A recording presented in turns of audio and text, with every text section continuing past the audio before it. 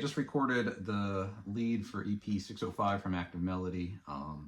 Really cool variation on the old tune Ain't She Sweet. Been recorded by a lot of people over the years since the 1920s, and the Beatles did it, and lots of pedigree on that song. But Brian did a great job on the lesson. One thing he didn't mention was the chord structure. So I pulled up his tab, and he has it listed there. And you know, the beginning of the melody goes, just walks down from the 6th of the G chord to the 5th.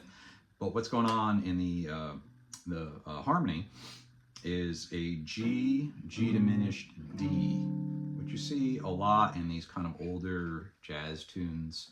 You start playing a lot of swing music or look at gypsy jazz and stuff. It's all over the place. But one way, I mean, you could do that a number of ways, obviously, on the guitar. One way I would like to do it is take the second inversion of a G chord. So if you've got your G bar chord here, right? So you walk up to the 3rd, which is this B. Then you take the octave of the G. And then you take your D, which is here on the 7th fret of the G string. So you've got this spread voicing triad right there with the 3rd in the bass. And then you slide your middle finger and your ring finger down to the 6th fret, and that gives you your G diminished, which with the diminished, if you slide 3 frets, here's G diminished, G diminished, G diminished, right?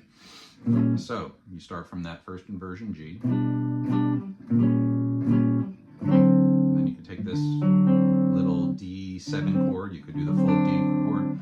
One other thing, kind of cool thing, is you just keep continuity in the bass line. So, and this becomes an inversion of a G chord with the A in the bass, right?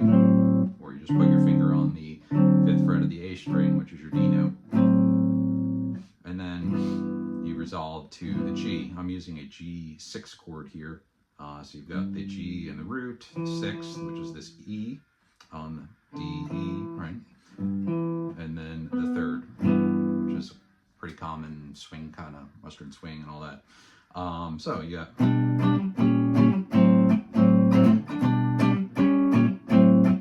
Now it goes into a pretty common turnaround progression. It's not a 1-6-2-5, but it's a 1, 3, 6, 2, 2, 5, 1. So G, G, B, B, E, A, D, D, G. Pretty straightforward. You could do all bar chords. I kind of like bringing my thumb over to grab the root. Play the little triad with these 3 fingers here.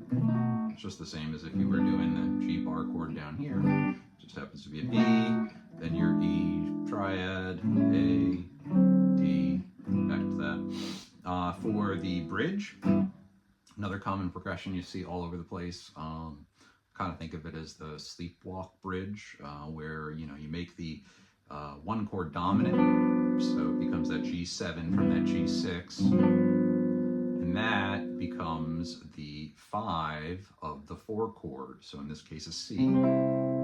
So you've got that nice tension building. Where does it want to go? It wants to go to the C. And then you go to your C sharp diminished, which leads us nicely to the G. And then you make that G dominant again, G7. C. In Brian's chord chart, he makes it a C minor, which you hear all the time in old rhythm and blues and stuff like that. And then it goes back to the G, D, which is the 5, which wants to go back to the B, and then you're back at the top of the progression.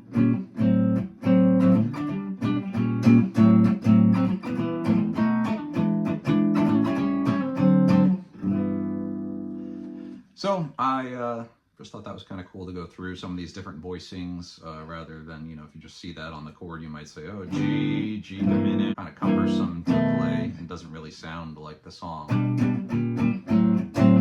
So anyway, hope that's useful to somebody out there in the interwebs, and thanks for sticking through it.